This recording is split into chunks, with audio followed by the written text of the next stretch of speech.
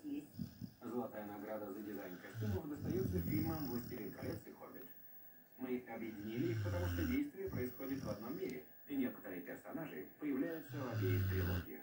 Средиземье подробно описано в книгах, и люди, орки, гномы, эльфы и хоббиты должны выглядеть убедительно. Внимание было уделено каждой детали в костюмах как главных героев, так и массовки.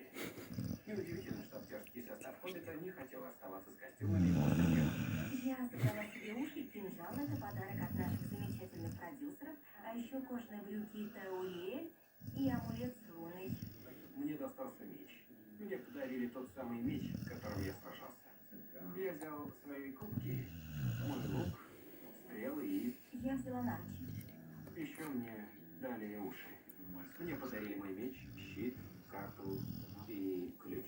Я взял себе уши, я положил их между страницами своей копии сценария и поставил на полку